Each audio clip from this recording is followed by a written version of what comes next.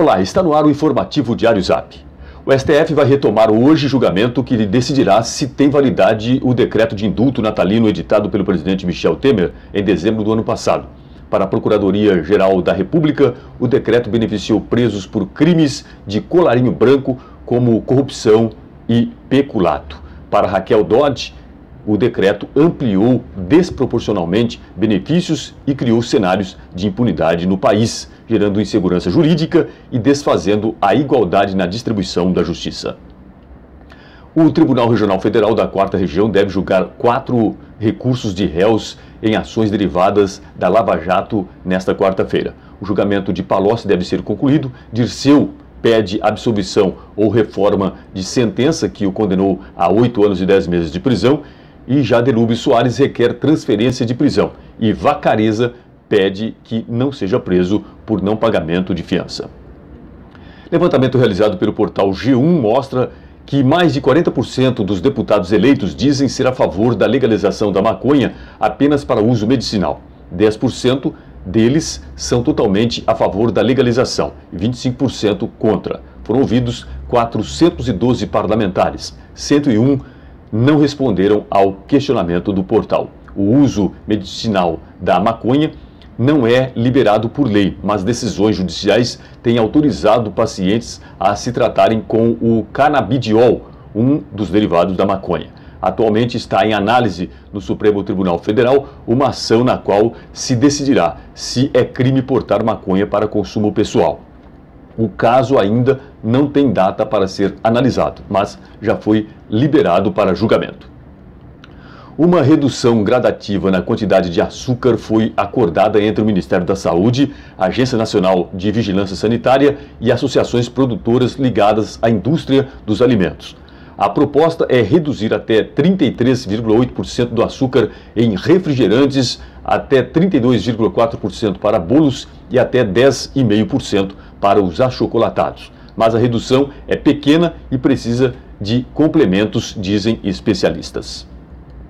O engenheiro e oficial da reserva Tarcísio de Freitas foi indicado pelo presidente eleito Jair Bolsonaro para o Ministério de Infraestrutura, que absorverá transportes, portos e aviação civil. Freitas integra a equipe do Programa de Parcerias de Investimentos, alvo de disputa no futuro governo. O futuro ministro das Relações Exteriores, Ernesto Araújo, diz que quer acabar com a ideologia em política externa brasileira. Em artigo publicado ontem no jornal Gazeta do Povo de Curitiba, Araújo afirmou que tem a missão de libertar o Itamaraty do marxismo cultural. E o Fluminense recebe o Atlético Paranaense no Maracanã, hoje às 21h45, em jogo que vai definir um dos finalistas da Copa Sul-Americana. No jogo de ida, o time paranaense venceu por 2-0 e agora avança à decisão se empatar ou perder por 1-0. Quem se classificar pega o vencedor do duelo entre Júnior Barranquilla e Santa Fé, que se enfrentam amanhã. O campeão tem vaga na Libertadores 2019. Agora, com informações da agência Clima Tempo, veja como fica o tempo hoje no estado de São Paulo e no sudeste brasileiro. As áreas de instabilidade tendem a enfraquecer mais sobre o sudeste nesta quarta-feira. O calor aumenta e a chuva diminui. O sol aparece com força e não há expectativa de chuva entre a cidade do Rio de Janeiro, o Espírito Santo, a Grande Belo Horizonte e o norte de Minas Gerais. A umidade diminui bastante por essas áreas.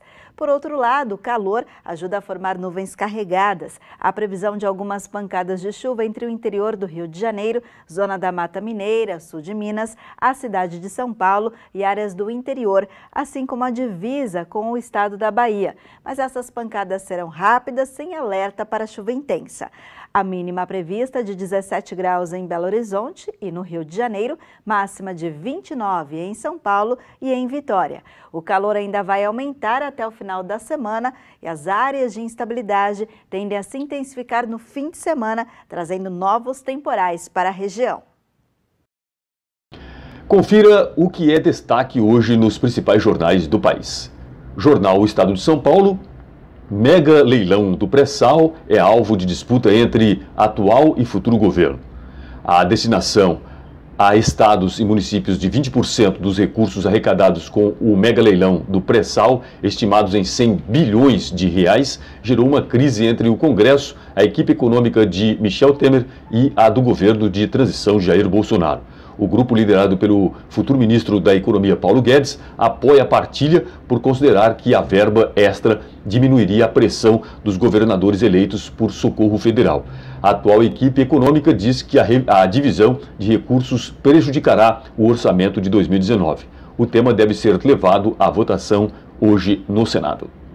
O jornal Folha de São Paulo destaca: Congonhas deve ter 5 voos a mais por hora em 2019.